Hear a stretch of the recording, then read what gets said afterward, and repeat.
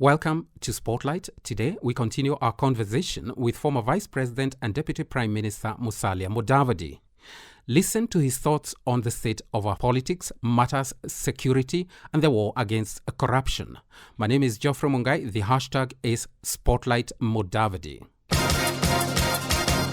This program was recorded on the 1st of May 2015 before the current governor of the central bank took office and the Okoa Kenya campaign was raging. At the same time, the grapevine was abuzz with the offer of a cabinet post for Mr. Mudavadi. The Ethics and Anti-Corruption Commission was going through one of its numerous reincarnations, and the term of the Charles Nyachaya-led Constitutional Implementation Commission had not ended. Send us a text starting with the word Spotlight to the number 22162. Do you get the sense sometimes that your supporters do feel frustrated by your approach, that they feel sometimes you need to push a little harder, be more assertive? Do you get that sense?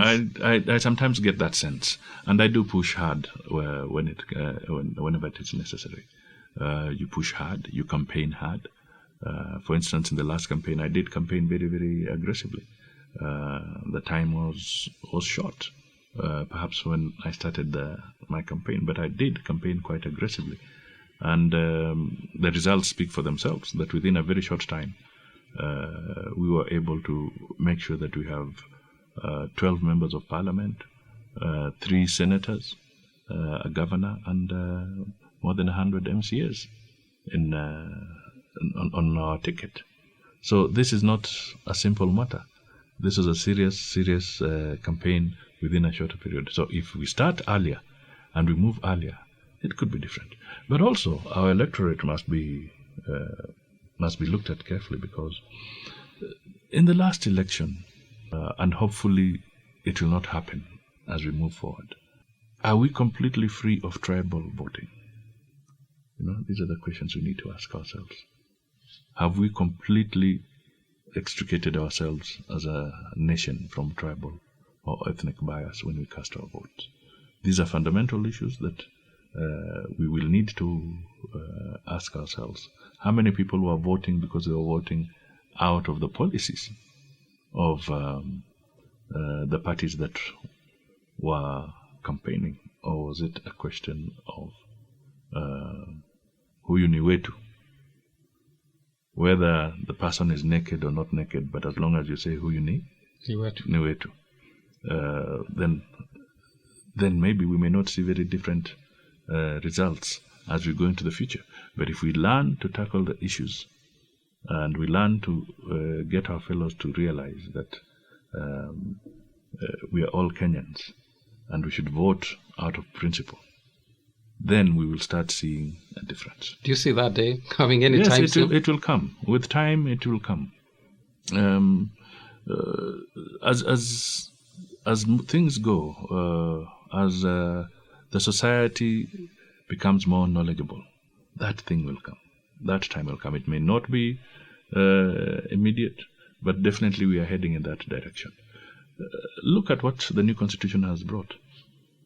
The new constitution has brought a situation where the president makes an announcement of, say, an appointment, and he has to retreat because he's told that you have not done it in accordance with the constitution.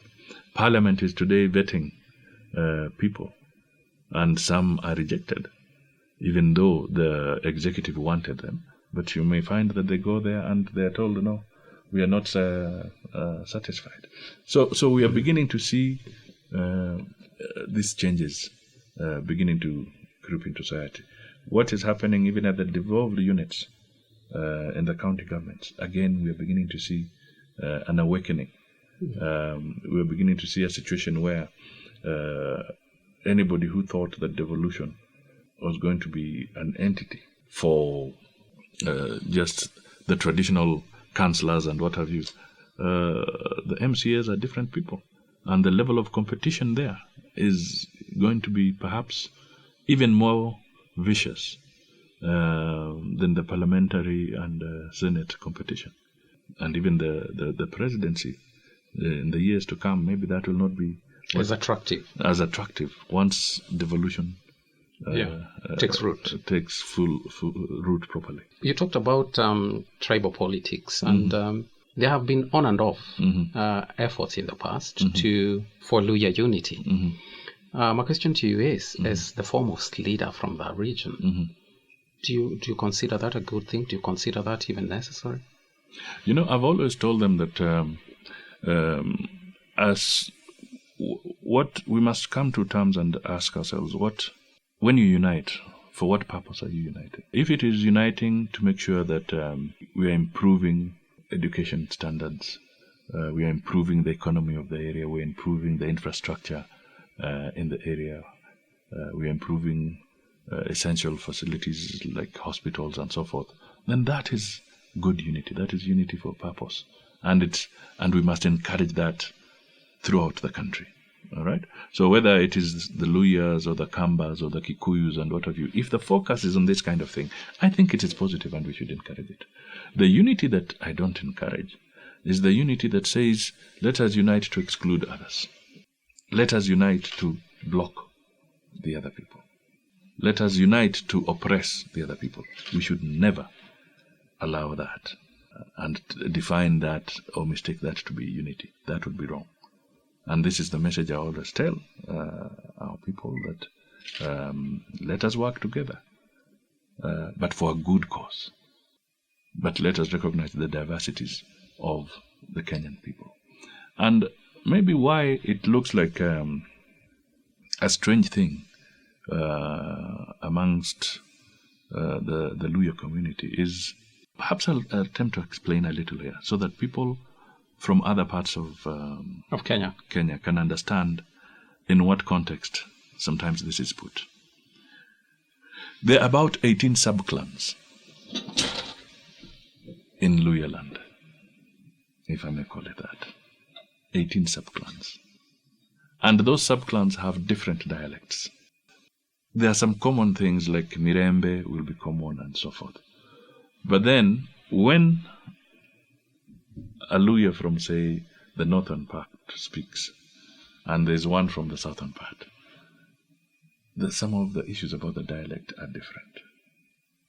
Right? Now, this is something that somebody speaking from Ababu's constituency in Budalangi, and another one speaking from, say, Lugare, you may find they may not understand each other properly from despite being Luhyas. Luhyas, okay? It's linguistically. It is not like the Kikuyu as a community.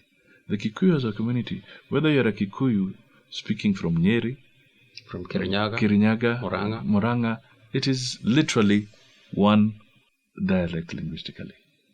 Maybe the difference may be very little in the sound of the tongue or something. Precisely. Yeah. But it's basically, if you go to the Luo speak exactly the same thing. If you go to the Kamba, again it will be exactly like that. The Luhya have this uniqueness, this diversity that is not necessarily found in other Kenyan communities. And that is why perhaps, in quotes, somebody may keep on talking about the Luhya unity. For instance, if Gumo came here and Gumo was speaking Kiluya. That's Fred Gumo. Gumo, yes, as an example. From MP Westlands. Yes, let me give an example. If he came here and he was speaking Kiluya, and I speak my dialect, you wouldn't understand it. Somebody who may not know this well may think that these people are from two different communities. Right. Okay, so these are the challenges that we have. But there are challenges that can be made, turned into an asset, okay, and not seen in a negative context. And this is why we have said that you cannot change that because God created us that way. But we can change for purposes of positivity. Do you think that the unity that is being trumpeted is positive? Because what we've heard is, let's unite the Luhya so that we can take one of us to State House. That's what we've heard. Now, that is the simplistic approach from a political commentator, if I may put it that way, because those are the remarks that normally come from the politicians. I may be one of them, but here I'm specifically, and I want people to know that I've always said the unity must be a unity that gets us to galvanize progress and improvement of the welfare of the people in Western Kenya, just the way we do it with others. And we must learn to work with other communities. Let's go back a little to that issue of 2013 where, that matter about running on the ticket with the current President Uhuru Kenyatta and Deputy President William Ruto did not quite work well. There has been news lately that you've been offered a job, a cabinet position even, by the Jubilee leadership. We've had denials from you, but this does not seem to go away. We keep reading that there's a job on offer for you, but you seem reluctant to take it up. Does the 2013, the before the elections incident, does that inform your reluctance? That does not necessarily inform my reluctance. I think the position I've stated, and I state it again, is that I was a competitor in the last general election. And the coalition that we were putting together earlier did not work. And therefore I became a competitor. And on that basis, I have said that my interests are still to be in the running going into the future. And therefore, looking at the situation, I do not want to have my hands tied. I want to be able to articulate my issues, to criticize where criticism is necessary, to encourage where there is positivity. And I want to be able to do that without my hands being tied. And therefore, the overtures that were made, that they would like me to be part of the system, I said, no, thank you, that is true. But I said politely that I think let other people take the assignment. I am comfortable where I am, and I can lend my support even from where I am. It doesn't mean that I have to be within the system to be able to lend support when and if it is necessary. Now, I think that's the best I can say. And all these people who keep on talking of me being offered and they keep playing it, these are guys who just want to play politics. Has there been a problem of accuracy though? Because when the story first surfaced about you and the newly appointed Minister for Water Resources, Eugene Wamalwa, the story was that you were both offered positions, but you declined, and then we saw a denial. I think a day or two after that. I think so. Is there a problem of accuracy? There was a problem. I wanted to put it in the right context. Yes, and the right context is that I told them that I'm not available for engagement as a cabinet secretary. Right. I made that very clear. And I went further to say, and I want to say it now, that once a government is elected, that government survives because all Kenyans pay taxes. Whether you voted for that government or you did not vote for that government, you pay taxes to sustain it. Because how are these guys being sustained if it is not taxpayers' money? It is our money, no doubt about that. It is our money, isn't it? It does not mean that because I did not vote for the government, KRA will exonerate me from paying taxes. No. They take what is due from me and from so many other people there. So the question is this: if you're a taxpayer and you contribute to the sustenance of this government or any government that comes up, that government is therefore obligated to also ensure that it nurtures and encourages national integration and cohesion when it is dealing with a public resource called public appointments or public jobs. They must be shared throughout the country. It should not be the exclusive preserve of the people or the region that gave me votes. You cannot do that. There are ongoing efforts currently. Yes. That seem aimed at tackling just what you said by the CORD leadership via Okoa Kenya, attempts to amend the constitution and tackle the electoral law and public appointments. Do you think time is ripe for that kind of thing? Do you think we need to go the way of amending the constitution to a referendum even? You see, it's a constitutional right. And we did, as a country, make a constitution, but we also put provisions in that constitution on how to amend it if there's a feeling that certain things are not correct. You're listening to Spotlight. Today, we're speaking with former Vice President and Deputy Prime Minister Musalia Mudavadi. My name is Jeffrey Mungai. You can talk to us via Twitter at KBC English.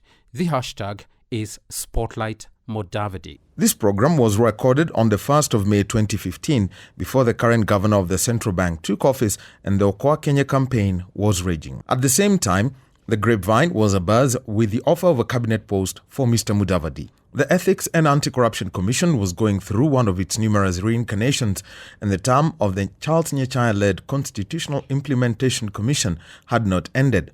Send us a text starting with the word Spotlight to the number 22162. What do you make of the scourge of corruption that seems to have resurfaced with a vengeance and the efforts to fight corruption in the country currently? I think, to me, progress is being made. Somebody might say it's not, but progress is being made. On this one, I think it's positive that Kenyans are more aware. On this one, I must commend the media, fraternity in totality, because they have been highlighting a lot of issues. In the past, this would not have been happening.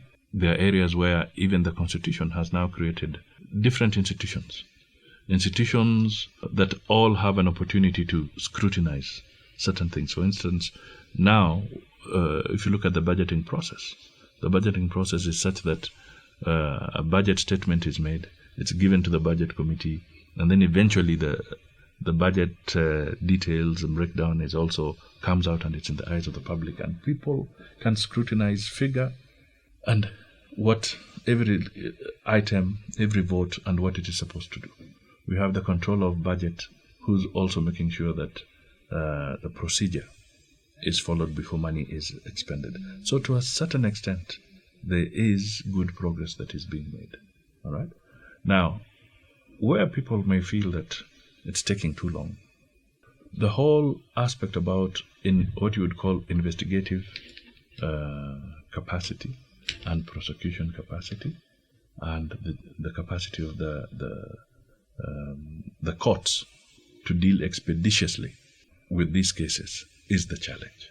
I think that is really where the challenge is, because we must distinguish between public lynching, that Mr. Mungai here is corrupt, and proving it in a court of law. Right. Yeah. Do you think there's a lot of that? So a lot of work.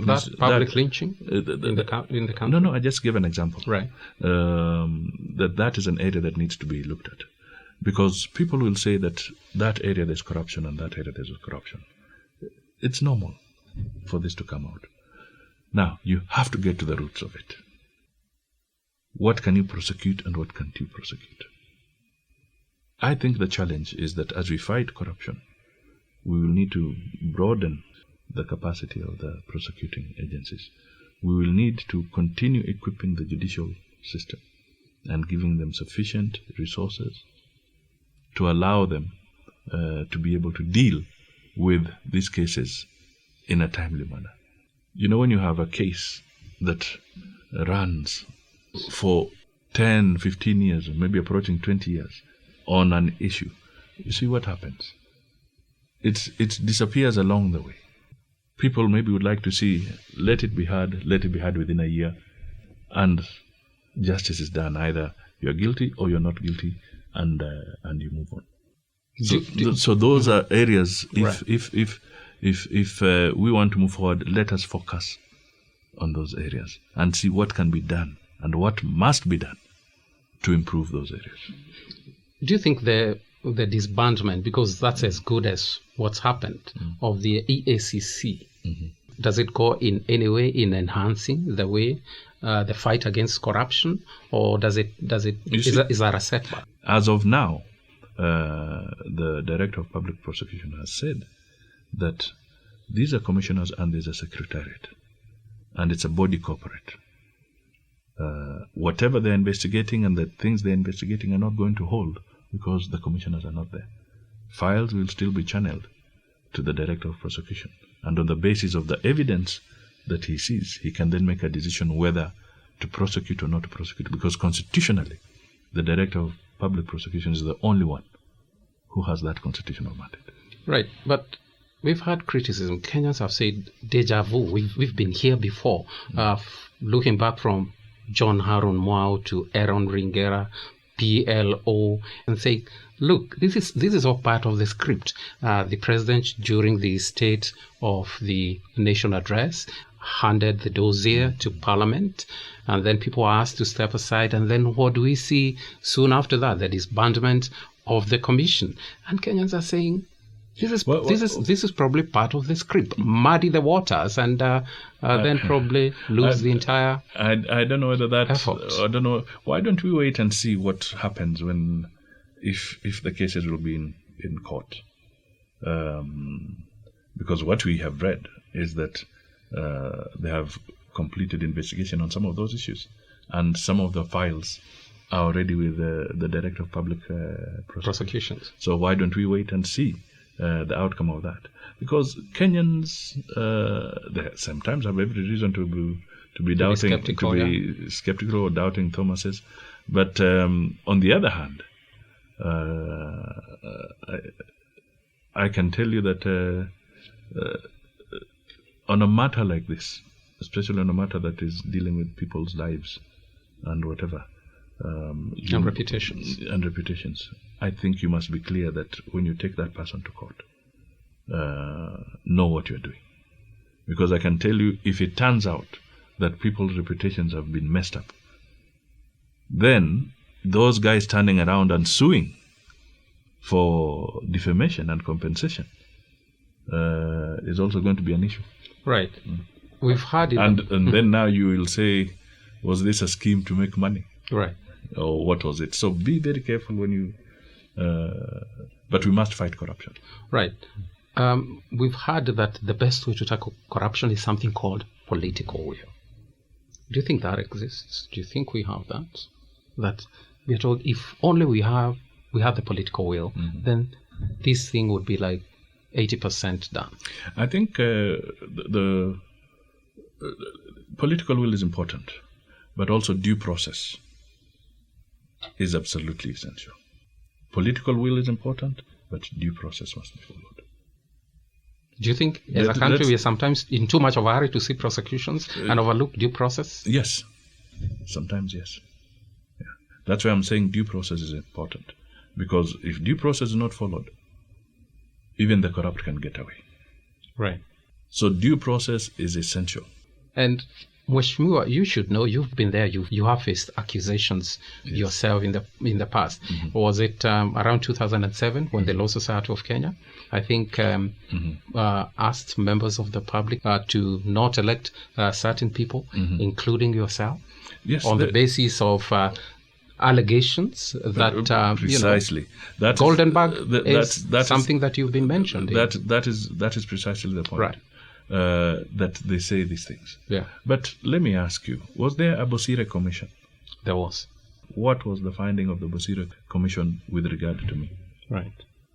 Nobody wants to read that. They want to take the shortcut of all sorts of things. But it is a public document. 3 years of a tribunal. Public hearings. A tribunal going on. My name being mentioned and left, right and center. But then what was the final judgment of the Bosire Commission with 3 judges? To summarize it all, they said, I am actually the one who put everything on the table to stop Goldenberg. That is what it is there, and it's a ruling. So I was exonerated. But people don't want to read. They don't want to capture that. But it's in that document. You can go to the government printers, obtain the Bosire Commission report, and you'll get all the issues surrounding my name. Right. Yeah. You were in government around 1990-92 when we had the SAPs, Structural Adjustment Programs, from the International Monetary Fund and the World Bank. Do you think we lost momentum at that time of economic growth? You have also served as Minister for Finance. And you've been in the very sanctum of power and government. Where do you think we lost the momentum for economic growth? Is it around that time? All I can say is that that was a challenging time. The Kenyan economy was perhaps at its worst, if I may put it that way, because the international community had completely shied away from the Kenyan people. And it was painful. Inflation was much higher than it is today. And when I became Minister for Finance, I had to do a lot of corrective actions in order to stabilize the economy. I don't know how much I can narrate about some of these, but I can... Just very briefly. Very briefly, I can tell you that, remember, we removed all the price controls. We removed all this import licensing. We removed the whole issue of the controlled exchange rate. Right. And we made it a unified and free exchange rate, so that now you could transact and the shilling found its true level. We liberalized the economy basically, very, very substantially, to the extent that even in the financial circles, we are more liberalized than a country like South Africa in terms of the money market. That is where Kenya is today, by the way. People may not know this, but that is how strong the Kenyan issue came. We changed the law to give the central bank governor security of tenure. Remember, he used to be there endlessly. Now he can only serve for a maximum of 2 terms. We limited government borrowing in law, so that government does not just borrow money from the public and crowd out everybody else through treasury bills and treasury bonds. We put the ceiling in the central bank law. We created the Kenya Revenue Authority, brought the necessary legislation to create the Kenya Revenue Authority. Now, these are major milestones that we were putting on the table to change the economy. Equally, we stopped, and when I say we were working very closely with the governor of Central Bank, Chesram. We stopped this thing that you call export compensation and pre-shipment financing. Now those schemes, we scrapped them, and those were the schemes that translated to Golden Bag. Right. All right. So people tend to forget that, and they maybe want to put it in a different script. But I'm just saying that the reality is that I am here, and I speak here, and I speak very confidently that whatever those accusations were, the ones who wanted to malign my name didn't succeed. I went through a 3-year tribunal, people making statements, documents being produced. And here I am. Right. And the ruling is there. Right. So these are some of the changes that took place at that time, and they laid the foundation for the changes that we are seeing today. I want to go back in history a little, just before independence, or soon after, thereabout those years. There seemed to be a very clear distinction between the civil service and politics and politicians. But we seem to have lost that distinction. The lines seem to have been blurred at some point. And some people blame the Ndegwa Commission of 1972 that allowed civil servants to engage in business. Where do you suppose we lost the plot? And do you think that blurring of that line, that distinction between civil service and politics, is a contributor to the scourge of politics that we're witnessing currently? Or rather, civil service and business. Yes, civil service and business. And business. Yes, I think it has contributed to that. It did contribute to a situation where the civil servant now started had a conflict of interest, basically. That recommendation set the stage for conflict of interest.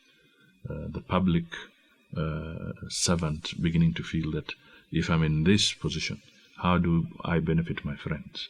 How do I benefit my family? How do I benefit? That conflict of interest came into play. and it should never have been like that.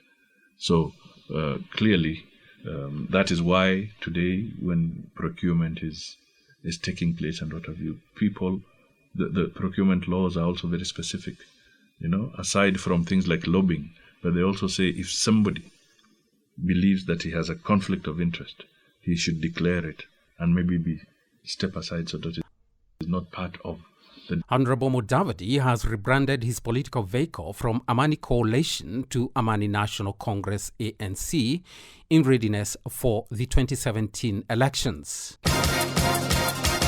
Next on Spotlight. As a head boy, that's a lot of exposure to administration. So joining administration, I had quite a bit of a taste on that line of head boy. My name is Jeffrey Mungai. You can talk to us via Twitter at KBC English.